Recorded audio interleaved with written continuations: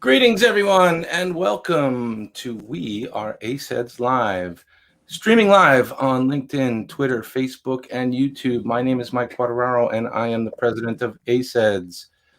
Today, we are joined by Jason Stearns, president of ARMA International Board of Directors, the world's leading community of records and information management professionals. ACEDS recently partnered with ARMA International to cross-promote our respective educational programs, and we're super excited to promote this partnership and let everyone know about the incredible value this partnership adds to ACEDS membership and to the ARMA community. Jason, thanks so much for making time to join us today. Good to see you, Mike. I hope you and yours are well and holding up okay in these odd times. Well, other than I haven't had a haircut in a little over a year, I think I'm doing okay. Haircuts optional for We Are ACEDS Live, my friend. I keep asking people, for months we've been doing this, and I keep asking people how they're holding up, and then frankly, it's getting quite tiresome. But I hope you're well. Thanks for joining us. Let's get after it a little bit. For those of you who don't know, those of our audience who don't know you, tell us a little bit about yourself, your career journey, and what you're up to these days. Sure. So, hi, everyone. My name is Jason Stearns, just like it says on the screen. I usually suggest, however, if you do want to look me up, add my middle initial C, because there are a lot of freaks out there. But really, like a lot of my colleagues in the information management space, I fell into this by accident. I started my first foray into records management in the legal environment via an outsourced company at the time that was called Forrest Edwards. Anyone in the New York area probably remembers Forrest Edwards, but I worked in a litigation support center for a large New York law firm that was working on a pharma investigation. And it kind of grew from there. I then made the switch to corporate, where I started working at New York Life Insurance Company. Got involved with ARMA when New York Life won the then called Cobalt Award. And then my ARMA journey started while my professional journey was going on.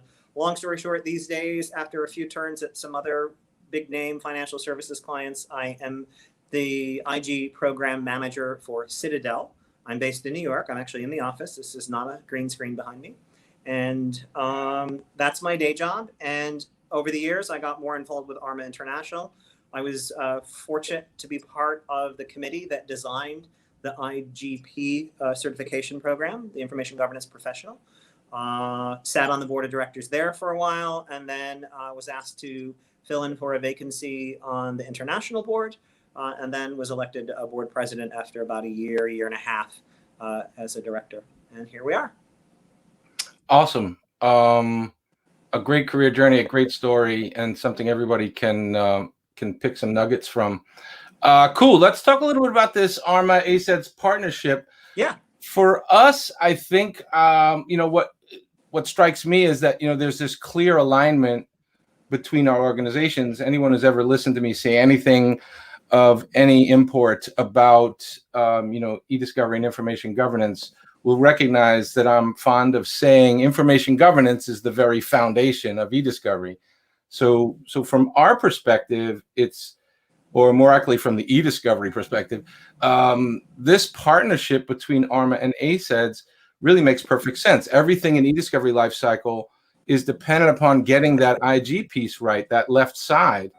But tell our listeners, what is it that makes this partnership attractive to ARMA? Well, I think there's a few things.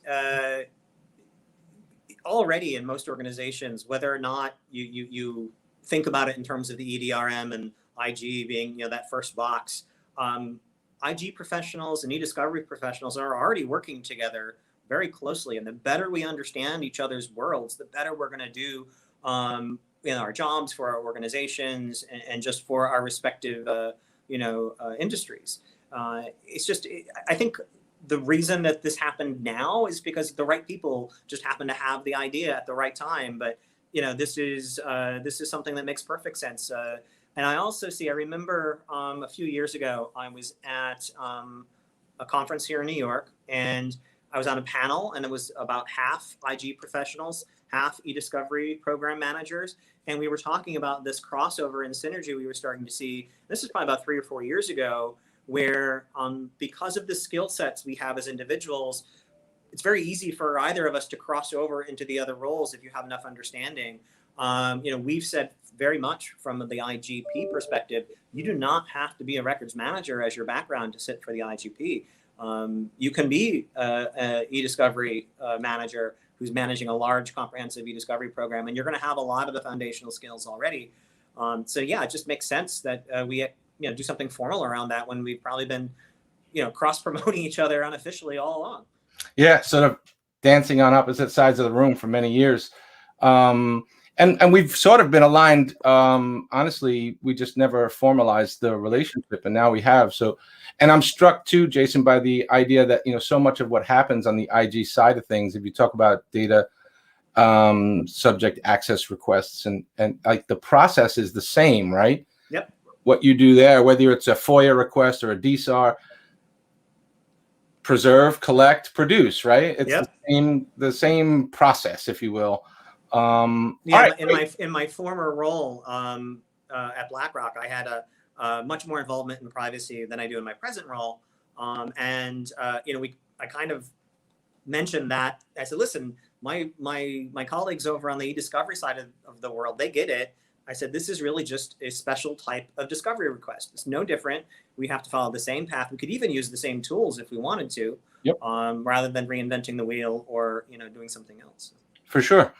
Let's talk a little bit about what we're offering here. So a couple of things for the audience. We've got, obviously some mutual promotion and advertising of each other's programs, which is great. We're all about education over here. I know that's a big deal for ARMA as well. Absolutely. But we've also got discounted membership and access to each other's programs.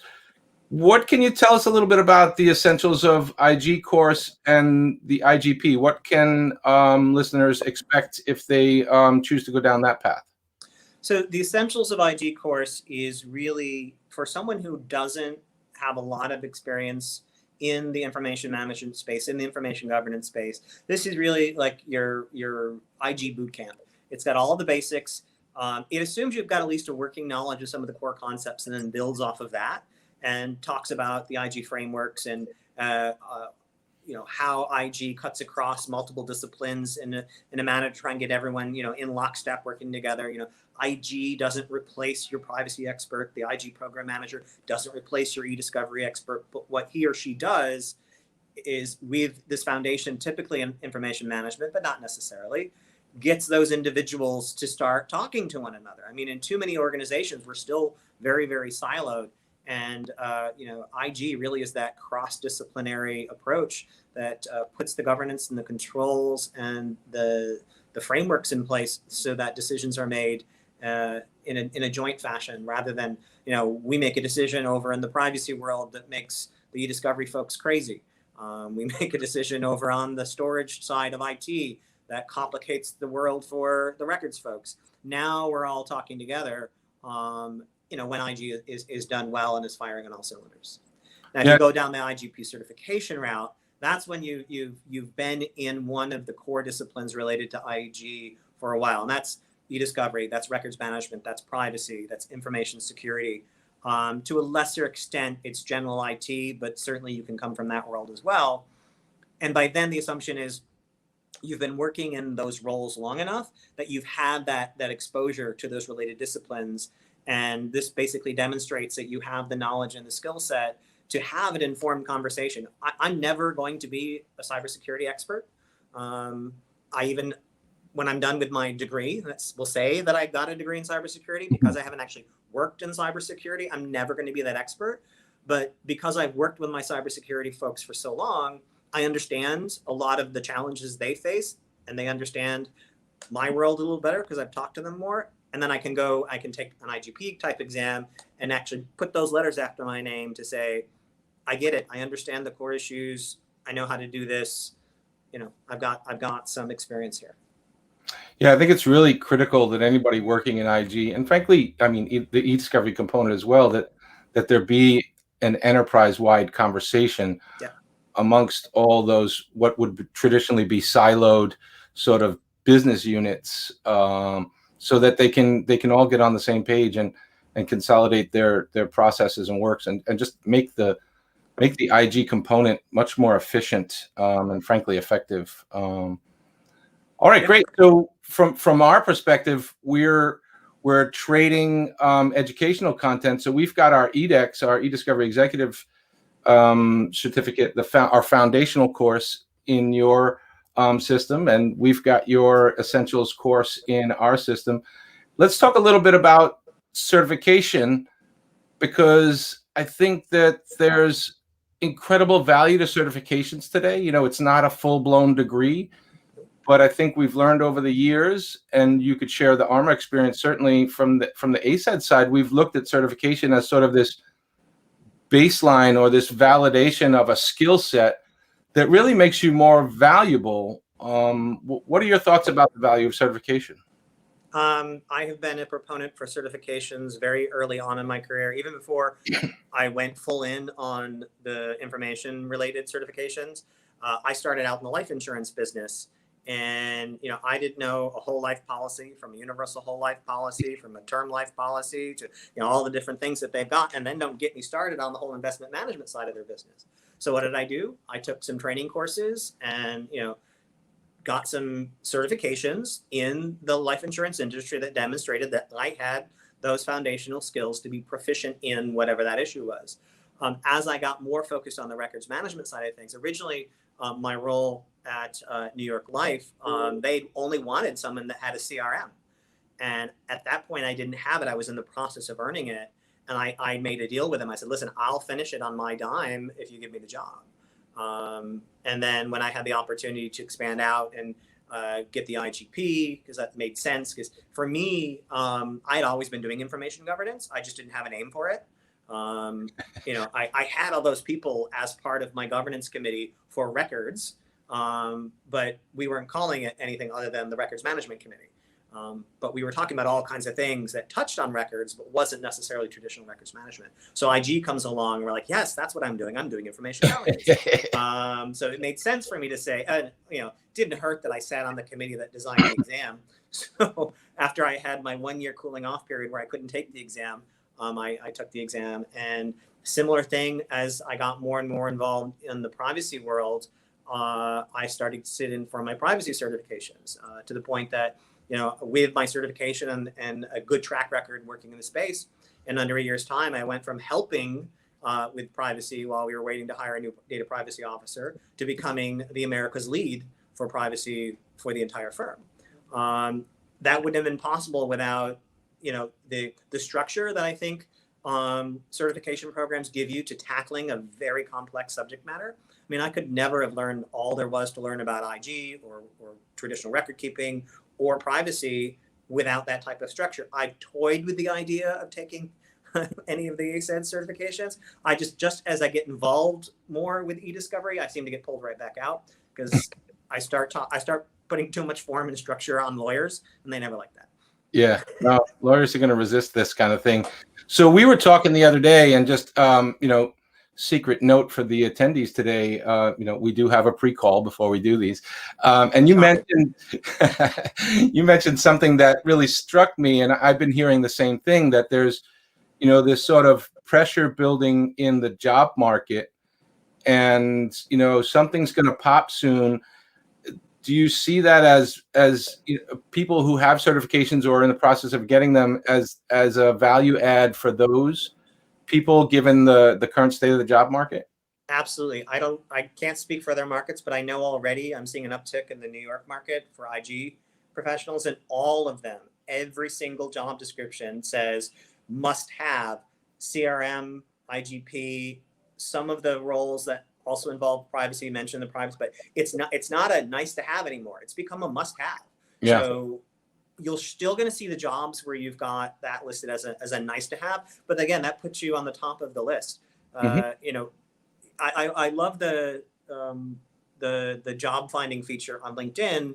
If they've coded the job right and it matches your tags on your profile right, 100% applicant fit. You are in the top 5% of applicants. And often for me, what I've noticed, if I toggle my certifications on or off, I drop to the bottom of that list. Oh, interesting. I've never done that. Yeah. Like change your profile just for the hell of it. Remove all your certifications. I mean, don't do it just for the hell of it. Do it when you're doing your next update on your LinkedIn profile, and leave them off just to see how it changes it. And it's interesting. But yeah, all the economists are saying, there's as we get a return to normal, there's just this pent up market for just spending and jobs and growth, and I think that serves us well. So now is the time, to position yourself so when that next great opportunity comes across your desk, if you want it, you're better positioned for it. Yeah, I think that's one of the great values of certification. Aside from providing that baseline of knowledge and skill, it provides an opportunity, frankly, for your resume to float to the top of the pile, so to speak. Yep. All right, let's shift gears a little bit and talk about InfoCon 2021. Yes. What can we expect this year, Jason? Well, we are very excited that after, a year plus of Zooming everything, we will actually, we plan to be in person. We're very excited to get back to in person. We will have a hybrid component for the first time. So for those individuals who can't or are still resistant, or maybe their company won't pay for travel because of this crazy, past year and a half or so, we will have a hybrid component. So that'll be new and interesting to participate in that way. But we're really looking forward to getting back together. The conference has been getting bigger and bigger every year. The presenters and the content providers have just been top notch. And I heard a rumor that we might have a really good partner for the Discovery track. Yeah, we're really excited about that. So part of our agreement was to provide some content for the conference. So we're excited here at ACEDS to provide some e-discovery content, some sessions, and whatever else we can figure out between now and then. We've got a few months. For folks who don't know, when is InfoCon and where?